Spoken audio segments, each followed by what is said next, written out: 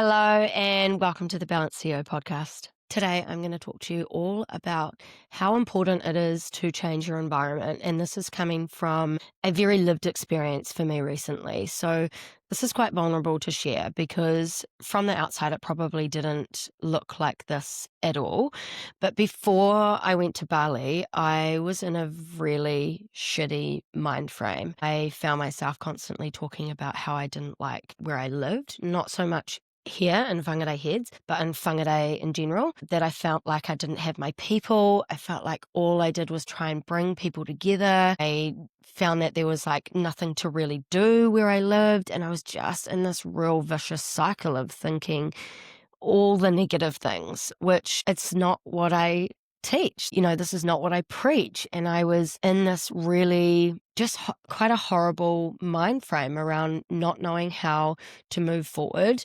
I realized that I was focusing very much on looking after my body. So I was gymming, I was doing the sauna, I was going for walks, doing all these things, but I wasn't taking care of my mind. The breathwork fell away. I wasn't doing a lot of mindset work. Yes, I was journaling, but I was just in this really shitty space of like, I don't know if this is where I want to live. My people aren't here. What can I do about it? Like, there's nothing that I can do about it. And so I went to Bali and something changed. I don't know what. I really don't. Maybe it was because I was immersed in the retreat and I was seeing the changes that obviously breath work and this mindset work and all of the stuff that I teach.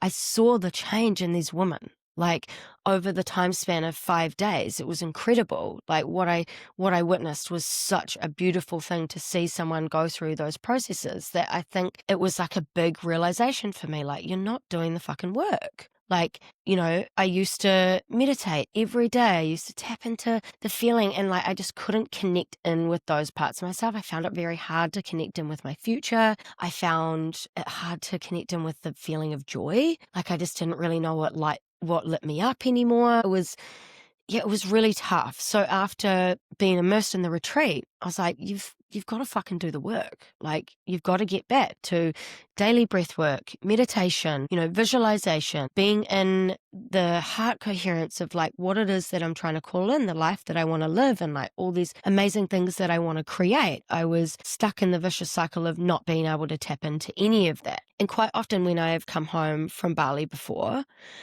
I've felt this real sense of like, fuck, this sucks.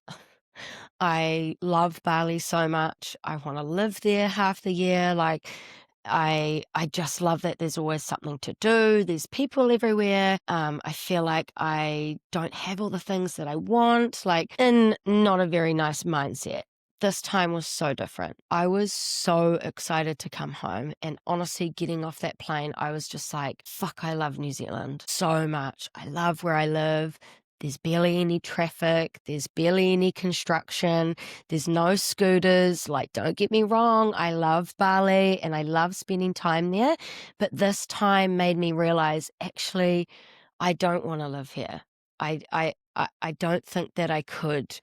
I find that also I felt almost more lonely there because it's very hard to meet people. It's very hard to meet tourists. Like, people are out at dinner and they're on their phones. You go to the gym and they're already in their like cliquey groups. Kiwis are so fucking friendly. Like, yes, I met some very cool people, but all in all, not really. You sit at a cafe in New Zealand and it would be rude of you to not smile at that person.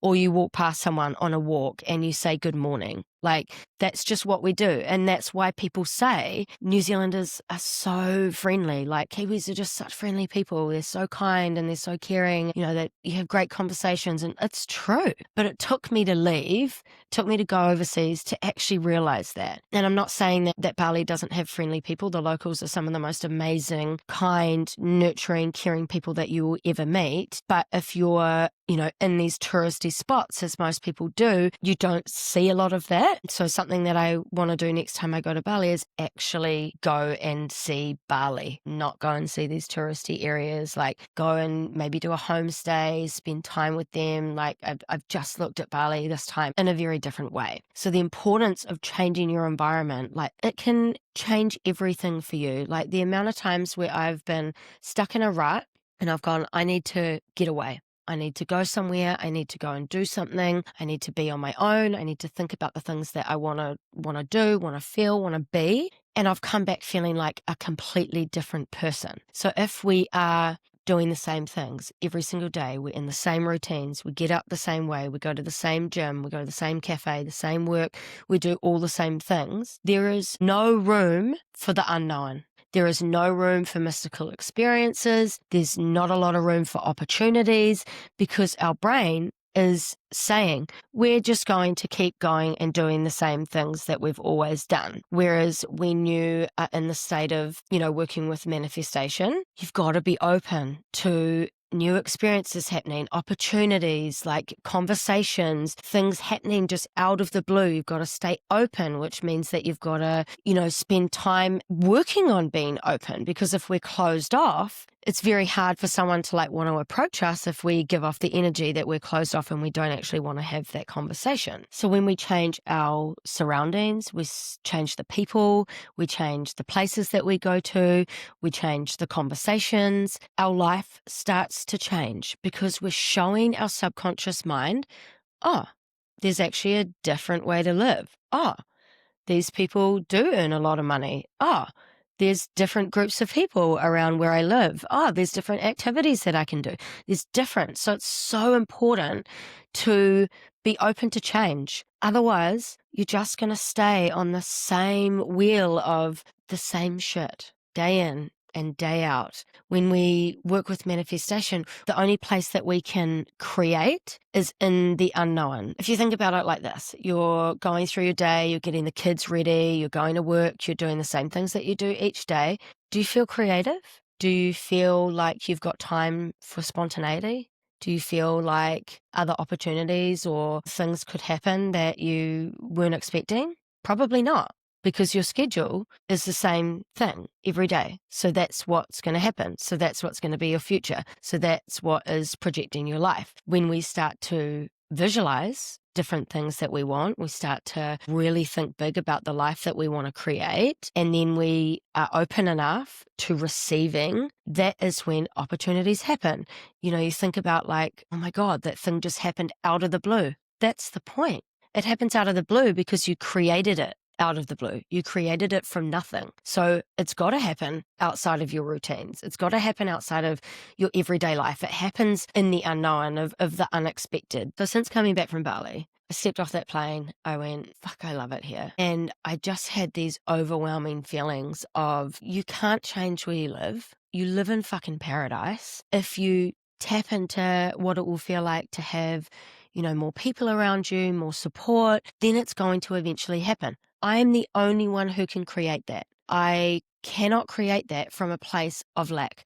I can't create that by thinking I don't have people around me, I'm lonely all the time, there's nothing to do here. If I keep telling myself that, that's all I'm going to see. That's all I'm going to feel. That's all I'm going to live. That's what my life's going to look like if that's all that's going on in the mind. So it's got to start from the mind and then through the body, of thinking about, how do I want to feel every day? I want to feel loved. I want to feel supported. I want to go and live the way that I want. I want to have freedom. I want to have finances. I want to have all these things, but I can't create that from thinking about, oh, but I work on my own all the time and it's not really enjoyable and I don't have a lot of people around me. It's never going to happen that way. It's got to come from a place of gratitude and of uplifting energy. And so I had this huge realization that, sort your shit out. Honestly, I was like, sort your shit out. You are the only one that can do this. Start meditating every day. And I decided, right, I'm going to do very minimal work over the next month, this month of November, and I am going to focus on meditating. journaling, visualization, tapping into this feeling as often as I can, like doing all the work that I teach, doing all the things that I know work. But it took me a while. It took me to leave, really, to go overseas and to realize that that was the problem. I didn't need more structure. I didn't need another business plan. I didn't need to hire another coach. I need to fucking do the work on myself. I need to connect back in with myself. And that's always, we are always being led to come back to ourselves. So the minute that I decided I'm going to take some time off, I had a message in my DMs from a woman who I'd never spoke to about someone that I know, but never spoke to her about working together. Within 4 messages, she had invested in 8 weeks of one-on-one coaching with me, just like that, because I was relaxed. I decided, no, I'm not spending time at my desk. I'm going to focus on the podcast. I'm going to focus on nurturing my community that I already have through emails. I'm going to kind of take a step back from social media. All my content is already done for November, so I don't have to worry about that. But every day is structured around me. And only me. And I know that this is not possible for everybody. You can't just sit around and meditate all day. That's fine. But you can meditate for 30 minutes. You can meditate for 30 minutes. You can meditate for 5 minutes, like however long it takes. The more often you come into this heart coherence of the life that you want to live and the feelings that you want to feel, the quicker it's going to actually happen and the quicker you'll be living that life. So even after just 5 days of me doing this, I feel like a new person. Like, honestly, meditating every day, reading, got back into Dr. Joe Dispenza's work. I've recorded myself meditation, like a visualization of my future. I'm listening to that twice a day. This is the work. This is doing the work. So if you are feeling stuck in where you are, maybe you're just not enjoying life at the moment, like things feel heavy, things feel stuck, change your environment. Go and do something different. Change your routine. Like start making changes. Doesn't have to cost you anything. Doesn't have to be this like big dramatic thing. Start brushing your teeth with your left hand. Do things that are training your brain to see things differently. Because if we just keep on this repetitive cycle, and don't get me wrong, routines are great. I love a routine.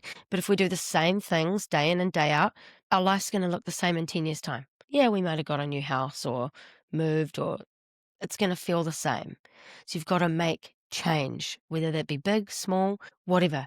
Go and surround yourself with different people. Go and have conversations with people that you haven't had before. Join a community, join a network, go and take up a hobby, like meet new people. That is how more opportunities happen. That is how mystical experiences happen. That is how you start, meeting people who have done things that you want to do and what you want to achieve. So let me know what you thought of this episode. If you do decide to change something, I want to hear about it. So you can always get into my DMs, send me an email, anything like that. I want to hear if this has helped you.